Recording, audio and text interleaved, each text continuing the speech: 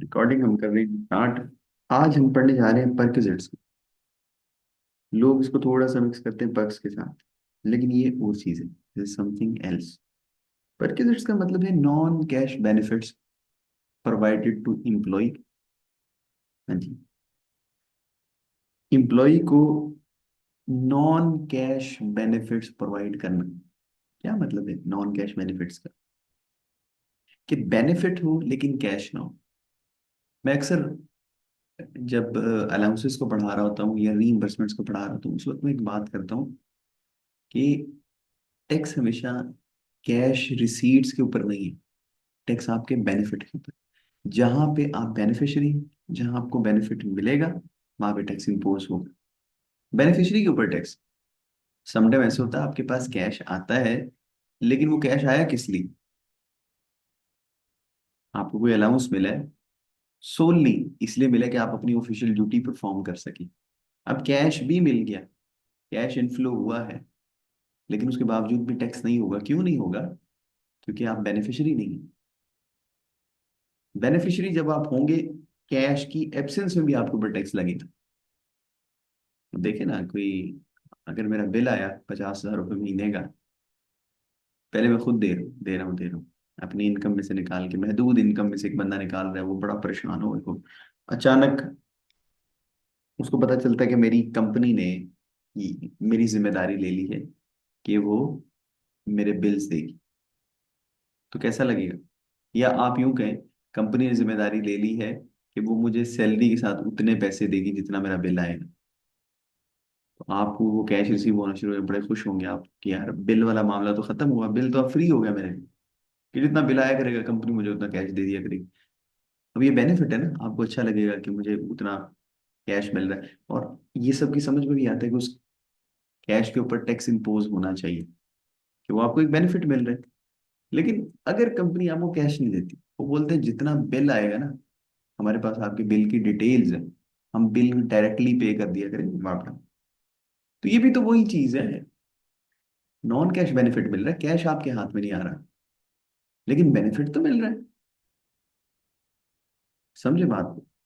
कोई एक खर्चा आपने करना है, उसके लिए कोई आपको पैसे दे कि यार ये खर्चा कर लो, या वो कहे कि आप खर्चा कर लो, पेमेंट डायरेक्टली मैं कर दूंगा। आपने कुछ खाना है, अल्लाह माफ करे, अल्लाह माफ करे, एग्जाम्पल बड़ी अजीब सी जहन में आ रही। एक बंदा आता है और हमसे सवाल करता है कि कोई पैसे दे दे अल्लाह के नाम पे। हम उसको पैसे दे देते। अब वो कह रहा है मैंने रोटी खानी, हम उसको पैसे दे देते, बेनिफिट है ना उसके लिए। हम कहते हैं आओ तुम्हें रोटी खिला दे, खाना खिला देता हूँ, तो वो भी उतना ही बड़ा बेनिफिट है। अब ये फर्क तो नहीं ना है कि मैं कैश दूंगा तो उसको उसका ज्यादा भला हो जाएगा। जिसने वाकई जेन्युइनली रोटी खानी है, उसके लिए दोनों चीजें इक्वल है। वो कहेगा ठीक है, मैंने तो खाना खाना था, आप चाहे मुझे कैश दें, आप चाहे मुझे खाना खिला दें, मेरे लिए दोनों चीजें इक्वल है, सेम। तो यही है हमारे परक्विजिट्स। और आपने रिटर्न में देखा होगा, मैं खैर आज भी बीच में कहीं ना कहीं वो फॉर्म आपको दिखाऊंगा। आपको वहां पे अलाउंसेस, रीइंबर्समेंट्स और उनके नीचे परक्विजिट्स नजर आ रहे होते हैं, वैल्यू ऑफ परक्विजिट्स। वो तमाम कैश नॉन कैश बेनिफिट्स हैं, अदर देन कैश, जो आपको बेनिफिट्स रिसीव होते हैं ना, वो उनके बारे में है। और वो भी टैक्सेबल होते हैं भाइयों, याद रखिएगा। आज स्ट्रेंथ कम है, लेकिन हम फौजी चलते जाएंगे, राही अपना रास्ता जो है तय करते जाएंगे, इंशाल्लाह मंजिल तक पहुंचेंगे। स्ट्रेंथ का कोई मसला नहीं, स्ट्रेंथ एक बंदा आ गया ना तो क्लास होगी। कभी कभी ऐसे होता है कि टॉपिक बहुत ज्यादा इंपॉर्टेंट नहीं होता, once in a blue moon, उसमें मैं कैसे क्या करता हूँ जी, सिर्फ एक बंदा मौजूद है और उसका भी कनेक्शन स्टेबल नहीं, वो भी कभी इन हो रहा है, कभी आउट हो रहा है, कभी इन हो रहा है। फिर बंदा थोड़ी देर देख के बंदा बोलता है कि रिकॉर्डिंग तो हमारे पास मौजूद है। तो आप भी परेशान है, मैं भी परेशान हूँ, आज इसको यहीं पे खत्म करते और आपको रिकॉर्डिंग मिल जाए। लेकिन आज क्योंकि हमारे साथ हमारे एक दोस्त हैं और वो स्टेबल है, तो हम भी स्टेबल हैं। अब इसमें पहला बेनिफिट देखिएगा, कन्वेंस प्रोवाइडेड टू एम्प्लॉय। इसमें दो, बल्कि तीन सिनेरियोज हैं, partly for personal and partly for official use. Hybrid scenario, क्या आपको गाड़ी या बाइक प्रोवाइड की गई जिसे आप जाती फायदा भी ले सकते हैं और ऑफिशियल काम भी उसी पे करेंगे। और एक है जिसपे आप सिर्फ जाती फायदे के लिए आपको दी गई, घरेलू इस्तेमाल के लिए। और एक ये कि आपको गाड़ी या बाइक दी गई सिर्फ ऑफिशियल यूज के लिए। अच्छा, हम इसको क्या करते हैं, नीचे स्टार्ट करते हैं। वैसे जो सीक्वेंस है ना वो यही है, जहां भी आप पढ़ेंगे पहला पॉइंट ये होगा, दूसरा ये होगा, लेकिन ये सीक्वेंस समझने के लिए अच्छा है। नीचे से अगर हम स्टार्ट करते हैं ना, conveyance provided to employee only for official use. अब जैसे अलाउंसेस भी थे, जब आपको ऑफिशियल ड्यूटी परफॉर्म करने के लिए मिलते हैं या रीइंबर्समेंट्स मिलती है तो उनके ऊपर कोई टैक्स नहीं होता। यहाँ पे भी ऐसे ही नो ट्रीटमेंट, मतलब no tax.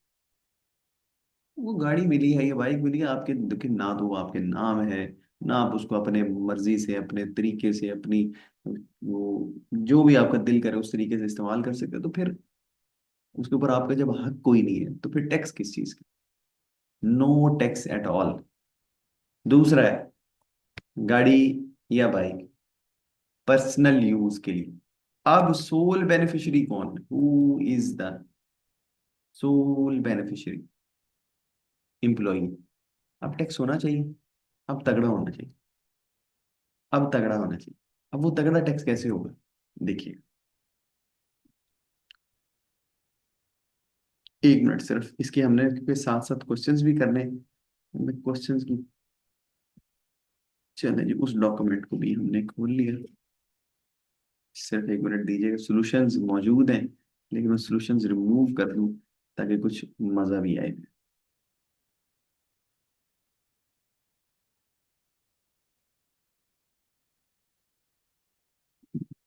Just a minute.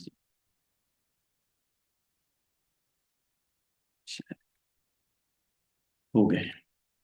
अब देखिएगा, ओनली फॉर पर्सनल यूज, तो आपने क्या करना है, 15% ऑफ कॉस्ट और फिर market value of vehicle depending on whether it is purchased in cash और टेकन ऑन लीज। अब कैश का सिनेरियो अलग है, लीज का अलग है। कैश पे अगर आप लेंगे तो फिर कॉस्ट देखी जाएगी, अगर लीज पे लेंगे तो फिर मार्केट वैल्यू देखी जाएगी। आपको आपके एम्प्लॉयर ने गाड़ी लेके दी 3 मिलियन, और वो लेके दी कैश पे, तो 3 मिलियन का 15% एवरी ईयर आपकी टैक्सेबल इनकम में ऐड होगा। कितना बनता है? 450,000। 450,000। और अगर वो फिर मार्केट वैल्यू पे लेके दिया, वो लीज पे लेके दिया, तो फिर उस गाड़ी की फिर मार्केट वैल्यू देखी जाएगी। वो 3 मिलियन भी हो सकती है, 3 मिलियन से ज्यादा भी हो सकती है। एक एसेट जिसकी कॉस्ट 3 मिलियन हो, गाड़ियों के मामले में हमारे यहाँ अक्सर ऐसा हुआ करता था, उसकी फेयर मार्केट वैल्यू ज्यादा होती, डिमांड की वजह से। अब तो खैर मामला बदल गए, हाँ फेयर मार्केट वैल्यू कम होती।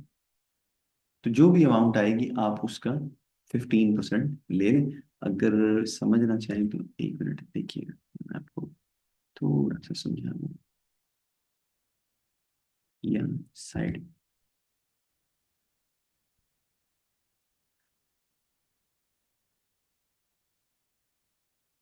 3 मिलियन की एक गाड़ी है, उसके ऊपर रेट लगेगा 0.15, इक्वल क्या आएगा आंसर? 450,000। ये जो 450,000 है ना, ये ऐड होगा टैक्सेबल इनकम में। ठीक है, 450,000 एनुअल बेसिस। पहले में क्या था, कुछ नहीं करना था।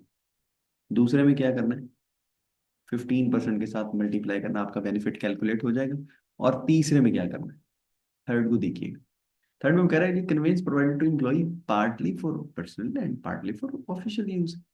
तो क्या करें, उसका हाफ कर दें। अब बेनिफिट डिवाइड हुआ ना, टैक्स को भी डिवाइड कर। मैं इसलिए ऑपोजिट वे में चल रहा हूँ।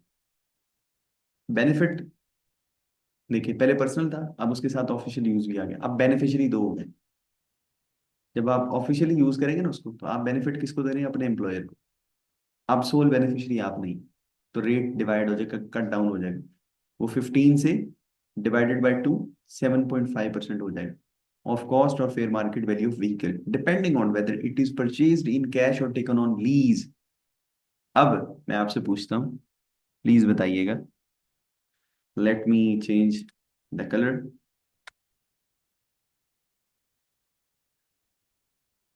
3 मिलियन, यही भी लिखा रहने देता, तो वैसे इसको हम थोड़ा सा इसकी डायरेक्शन चेंज भी कर सकते हैं। अब मैं किससे मल्टीप्लाई करूं, मुझे बताइए। कोशिश करें। चलें जी, इसको इसके सामने कर देते हैं। लिखा हुआ है।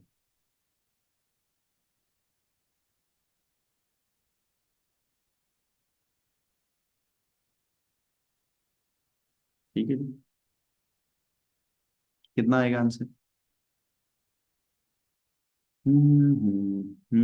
225,000 तो नहीं आएगा? यही आएगा, उम्मीद कर रहा हूँ। आंसर में कोई फर्क भी आ जाए तो कोई बात नहीं। मेथड, कॉन्सेप्ट, प्रोसीजर समझ आना चाहिए। अब इसको कंक्लूड कर लेते हैं। Conveyance provided to employ only for official use, कोई टैक्स नहीं, कोई ट्रीटमेंट नहीं, क्योंकि आप बेनिफिशियरी नहीं। Conveyance provided to employ only for personal use, sole beneficiary आप है, इसलिए रेट 15% होगा उस गाड़ी या बाइक की वैल्यू जितनी भी है, उसको मल्टीप्लाई करेंगे 15% के साथ। अगर कैश पे ली गई तो कॉस्ट लेंगे, अगर लीज पे ली तो फिर मार्केट वैल्यू लेंगे। तीसरा है conveyance provided to employ, personal use भी है इसके अंदर और ऑफिशियल यूज भी। रेट को डिवाइड कर देंगे, 7.5% हो जाएगा। अब इसके हवाले से एक क्वेश्चन आप लोग सॉल्व करेंगे और उसका सोल्यूशन मुझे बताएंगे। Mr. Ali has been provided a car from his company. Cost of the car is rupees 2 million. Compute the amount to be added in salary income if the car has been provided for personal use only. सिर्फ जाती इस्तेमाल के लिए आपको गाड़ी लेके दी गई है जिसकी कॉस्ट 2 मिलियन रुपीज है। अब कितनी अमाउंट आपकी सैलरी में ऐड होगी इस बेनिफिट की वजह से? चलें जी बताएं। Please calculate.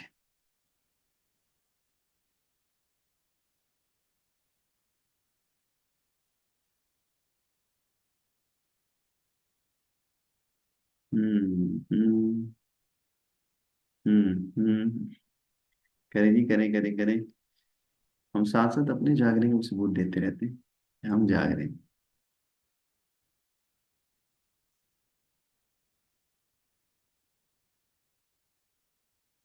Ji, please please please please. क्या लिखूं यहाँ पे? अमाउंट बताइए। जी अदनान भाई, जी असलम साहब, प्लीज।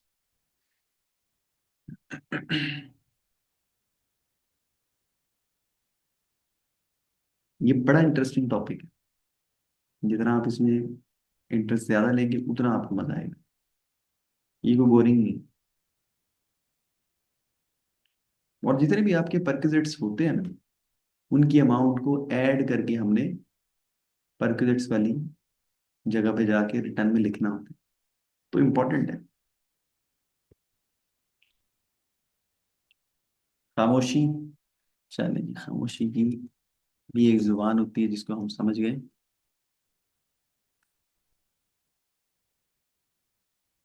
ठीक हो गए, आगे चलते।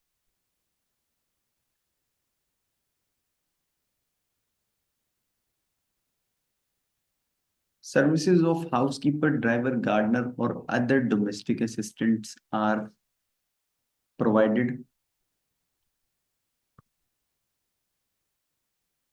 Provided to employ. आपको कोई सिक्योरिटी गार्ड दे दिया गया,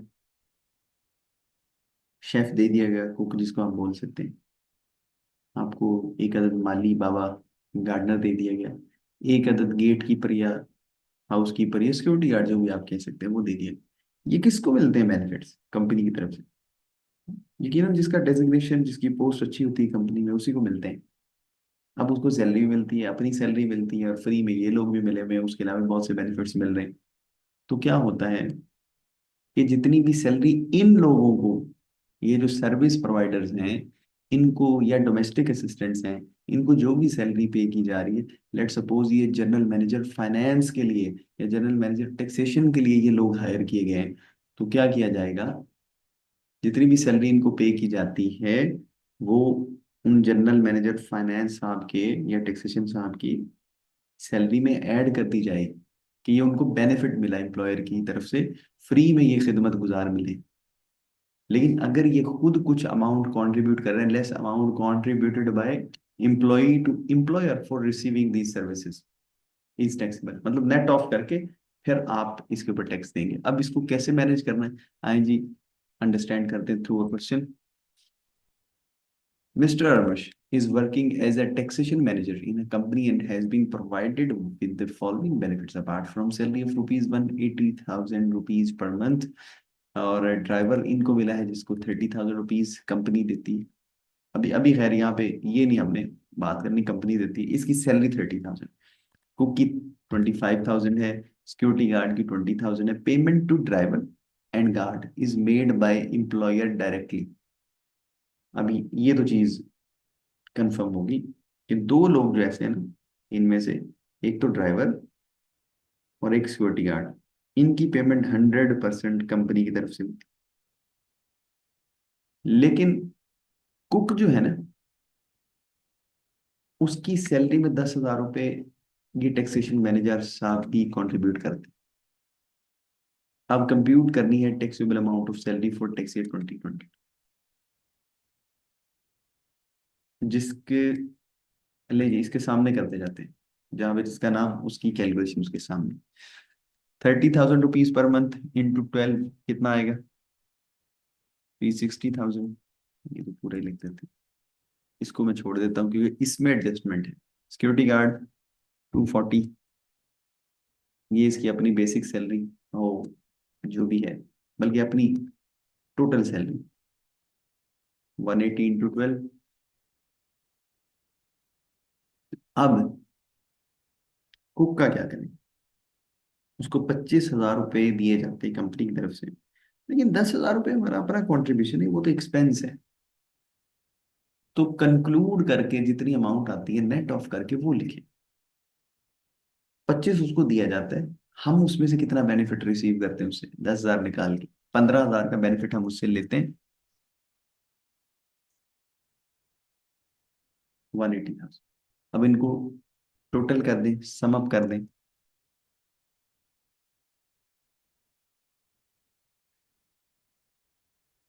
ठीक है जी, 29,40,000, ठीक है। ओके ओके, आगे चलते हैं। यूटिलिटी सर्विसेज प्रोवाइडेड, आप ऑर्डिनेंस में जाके पढ़ेंगे तो वहां पे यूटिलिटी सर्विसेज का मतलब आपको मिलेगा utility bills paid by employer. तो आपके यूटिलिटी बिल्स आए, उनकी जो भी अमाउंट है, ये जो फिर मार्केट वैल्यू है, लेट सपोज पूरे साल के बनते हैं बिजली का बिल, एग्जांपल के थ्रू आपको पहले समझाता हूँ फिर आगे पढ़ते हैं, क्योंकि इसका क्वेश्चन नहीं है कोई।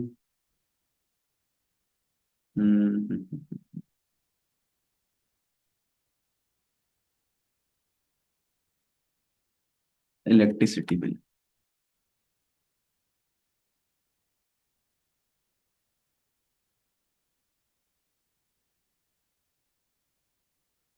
ये टोटल बिल है। अगर ये सारा एम्प्लॉयर ने दिया है तो यही आपकी सैलरी में ऐड हो जाए, लेकिन लेस ऑन कंट्रीब्यूशन, या मैं खाली कंट्रीब्यूशन लिख देता हूँ अपना। जिस एम्प्लॉय का बिल है ना, उसका अपना भी कुछ कंट्रीब्यूशन, जब सर्दियों में थोड़ा बिल आता है ना तो वो कोशिश करता है वो खुद दे दे। कभी कभी ऐसा होता है ना कि हम ये भी थोड़ी सी कोशिश करते हैं कि यार बहुत से बेनिफिट्स हमें ऑलरेडी मिल रहे हैं, तो अब थोड़ी सी शर्म आती है, अब कुछ हम खुद भी कंट्रीब्यूट करें। 25,000 रुपये हमने खुद कंट्रीब्यूट किया, नेट ऑफ हो गया कितना भाई, दिस इज टैक्सेबल। ओके, इस तरह इसके अंदर पानी का बिल भी हो सकता है, टेलीफोन का भी हो सकता है, और भी जितनी यूटिलिटीज हैं। तो जो अमाउंट बनेगी, fair market value of utilities provided less amount paid by employee to employer for receiving these services is taxable। कि जितनी अमाउंट हम खुद कंट्रीब्यूट कर रहे हैं उसको निकाल दें, बाकी जो अमाउंट बचेगी वो टैक्सेबल होगी। Most technical point in today's lecture that we are going to cover अब सुनिएगा इस टेक्निकल पॉइंट को, जिसको भी हमने पढ़ना है, ये कवर करना है, इंपॉर्टेंट चीज है। ऐसे कि मेरे पास जब सफिशिएंट फंड्स नहीं होते, मैंने कोई काम करना है, गाड़ी लेनी है, घर बनाना है, कुछ भी करना है, या किसी बच्चे की तालीम का कोई है, या अल्लाह ना करे घर में कोई बीमार है, मुझे ज्यादा फंड्स की जरूरत है और मेरे पास इतने पैसे मौजूद नहीं, तो मैं क्या करता हूँ, लोन की तरफ देखता हूँ कि यार कर्ज ले लेते हैं, उधार ले लेते हैं। मैं बैंक गया, बैंक ने मुझे, उसकी एक तो टर्म्स एंड कंडीशन बड़ी सख्त थी, फिर और बड़े मामला थे, सबसे फिर बड़ी बात की इंटरेस्ट रेट जो है ना, और उसके अलावा बैंक चार्जेस वगैरह, वो डाल के एनुअल को 14-15 बल्कि 16% बन रहा। पीछे तो बड़ा ज्यादा चलता रहा, 20-22-24% में। तो अभी मैं चले आज की डेट में 15% एनुअल बेसिस पे ले लेता हूँ। तो 15% अगर मैं लूँ, तो 6-7 साल बाद आप यूं समझेंगे, अगर 5 साल का लोन है, मैं वैसे ही 5-6 साल का लोन है, तो 6 साल बाद तकरीबन उतनी अमाउंट, जितने का लोन है उतनी अमाउंट आपको इंटरेस्ट देनी है एनुअल बेसिस पे। तो जब आप नेट ऑफ करेंगे एंड में देखेंगे उतनी अमाउंट मैंने दी, मतलब करोड़ रुपया लिया तो 2 करोड़ रुपये आपको वापस करना है बैंक को। तो ये आपके लिए सिनेरियो फेवरेबल नहीं था। आपने सोचा कि यार क्या करें हम? कोई रिलेटिव भी नहीं देगा इतने पैसे। आपने सोचा अपनी कंपनी से मांग लें, अच्छी सैलरी थी, कंपनी से डिमांड की, आपका लोन अप्रूव हो, और कंपनी ने आपको मजीद एक खुशखबरी दी कि अपने एम्प्लॉयज से हम इंटरेस्ट डिडक्ट नहीं करते, चार्ज नहीं करते उनकी अमाउंट्स के ऊपर। अच्छा, मैं वैसे वो पूरा 10 मिलियन ले ही नहीं रहा, मैं अमाउंट थोड़ी ले रहा हूँ, 3-4 मिलियन ले लेता हूँ। वो आपने लोन अप्रूव करवाया और उसके ऊपर इंटरेस्ट कोई नहीं था। अब एफबीआर कहता है अगर आप इंटरेस्ट नहीं ना चार्ज कर रहे, तो इसका मतलब आप फेवर दे रहे हैं। फेवर दे रहे हैं तो एम्प्लॉय ने फेवर्स के ऊपर टैक्स देना है ना। वो कह रहे हैं interest benefit in respect of interest free loan to employ. Employ को इंटरेस्ट फ्री लोन मिल रहा है, तो वो कह रहा है कि भाई इसके ऊपर टैक्स लगना चाहिए। अब कैसे लगेगा, कैसे लगेगा? कंपैरिजन के लिए कोई हमें फिगर चाहिए कि कितना इंटरेस्ट चार्ज करना चाहिए। क्या प्रिवेलिंग रेट हो, काइबर रेट हो, कौन सा हो? तो वो कहता है कि 10%। उसने ये एक स्टैंडर्ड या बेंचमार्क सेट कर दिया कि अगर 10% से कम इंटरेस्ट चार्ज किया जा रहा है, इसका मतलब फेवर दी जा रही, आउट ऑफ नोवेयर उसको फेवर दी जा रही। फेवर दी जा रही तो टैक्स होना चाहिए। अब इस पे हम कैसे कैलकुलेट करेंगे? लोन है 4 मिलियन का, वो कह रहा है 10% टैक्स होना चाहिए था। अब अगर 10% टैक्स नहीं है तो फेवर है। फेवर के ऊपर हम कैलकुलेट कर लेते हैं टैक्स।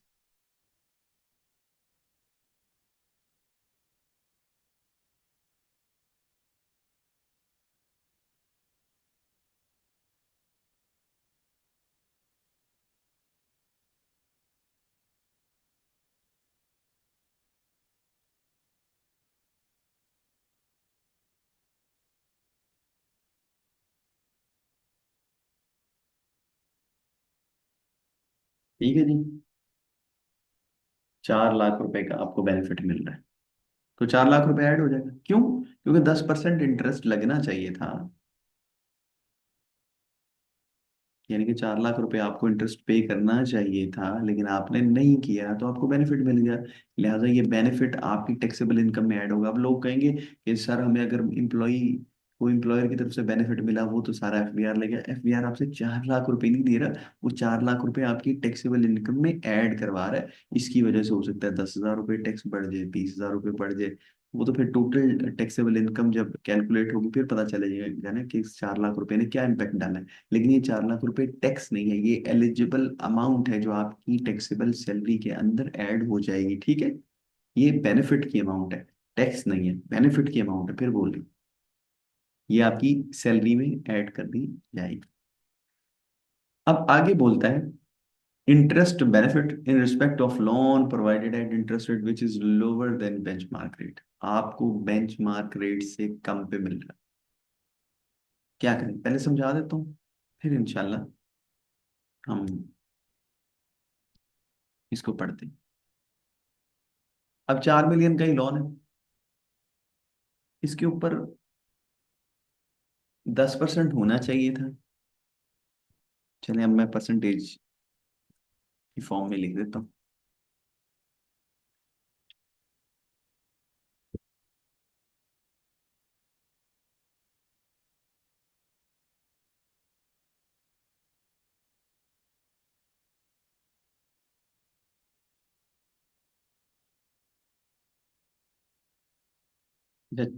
10% होना चाहिए था चार्ज, लेकिन हुआ कितना?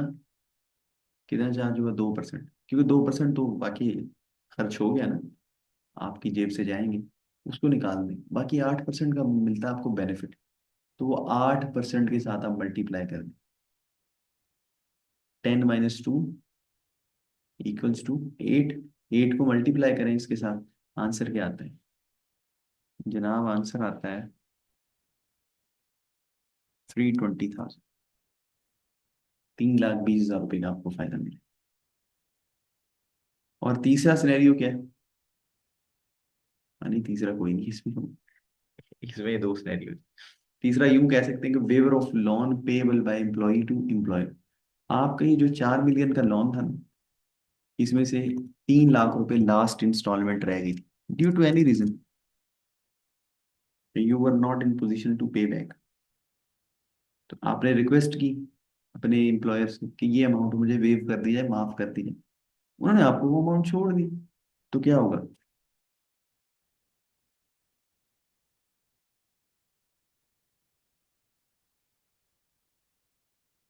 ठीक है, वो जितनी भी अमाउंट वेव ऑफ हुई है वो आपकी टैक्सेबल सैलरी में ऐड हो जाएगी, क्योंकि आपको बेनिफिट मिला है। वो आपने पे करना था, नहीं किया, उन्होंने आपको छोड़ दिया। बस ठीक है। अब फोर्थ क्या है? Liability of employ towards third party paid by employ. आपकी ये 3 लाख की लाइबिलिटी थी जो आपने किसी और को पे बैक करनी थी, ये अमाउंट। किसी दोस्त से, किसी अजीज से, किसी फाइनेंस इंस्टीट्यूशन से, किसी बैंक से आपने कर्ज लिया था, अब पे नहीं किया जा रहा वो जितनी भी अमाउंट। और आपके बिहाफ पे आपके एम्प्लॉयर ने पे कर दी। लाइबिलिटी ऑफ एम्प्लॉय थी, टुवर्ड्स थर्ड पार्टी थी, लेकिन पे किसने की? एम्प्लॉयर ने। तो जो एम्प्लॉयर ने आपको फेवर दी है, आपके बिहाफ पे आपका कर्ज उतारा है, amount paid by employer is taxable. क्या हो जाएगी? वो अमाउंट भी टैक्सेबल हो जाएगी।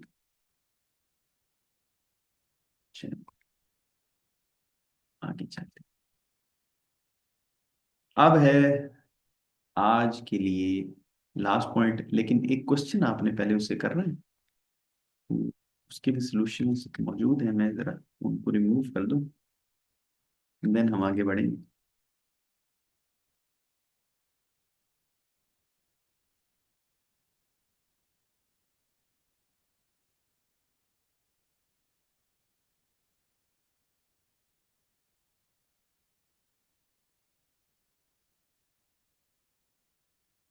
Ahmed is an employee of XYZ Limited. He has availed a loan of rupees 2.5 million in tax year 2019. What amount shall be added into his taxable income on the following alternatives? पहला है जी, no interest on loan is payable to company. दूसरा है interest is payable eight 4% per annum. तीसरा interest is payable eight 12% per annum. Bench mark या standard rate 10% है। Add क्या कर, हमने चेक क्या करना है कि कौन सी अमाउंट टैक्सेबल इनकम में ऐड होगी। अब वो कौन सी अमाउंट ऐड होगी? पहले केस में तो बेंच मार्क या स्टैंडर्ड रेट से सिंपली हम मल्टीप्लाई कर देंगे, 2.5 लाख रुपए। दूसरे केस में हम क्या करेंगे? 10 में से 4 माइनस करके जो बचता है 6% के साथ मल्टीप्लाई कर देंगे। ये यूजुअली क्वेश्चन मैं कभी भी खुद नहीं करवाता, कभी भी। लोग इसके सॉल्यूशंस बताते हैं, लेकिन आज सॉल्यूशंस की अदम दस्तयाबी की वजह से मैं खुद करवाता हूं। अब चले मैं ये आप पे छोड़ता हूँ, इतना मेरा बनता है। आप इस पे थोड़ी सी रिसर्च करके आइएगा कि अगर अबव बेंचमार्क हो, more than, higher than benchmark rate हो, तो फिर क्या करें? चलेंगे आपकी जिम्मेदारी लगाते, बाकी सारा हमने करवा दिया। मैंने जी अकोमोडेशन प्रोवाइडेड बाय एम्प्लॉयर, आपको रिहाइश दे दी कंपनी में, रिहाइश की सहूलत मौजूद होती है, कुछ में नहीं होती। तो क्या करेंगे? जो आपको अकोमोडेशन प्रोवाइड करते हैं, बेनिफिट दे रहे हैं ना, फ्री रिहाइश दे रहे हैं, वरना खुद कहीं जाके लेना पड़ेगा तो रेंट देना पड़ता है, खरीदें तो उसके बहुत पैसे आपको पे करने पड़ते हैं। अब आपको फ्री में एक बेनिफिट मिल रहा है, तो आप क्या करेंगे? Higher of following is added, 45% of basic salary अपनी टैक्सेबल इनकम में ऐड करेंगे, या फिर amount that would have been paid had no accommodation been provided by employer. अगर आपको अकोमोडेशन एम्प्लॉयर की तरफ से प्रोवाइड ना की जाती, तो वो आपको कितने पैसे पे करता, वो इन दोनों में से जो हायर हो वो आप ऐड कर दें। अब समझ आएगा जब क्वेश्चन करेंगे। Basic salary of employee is rupees 100,000 per month. Employee has provided employee with two options.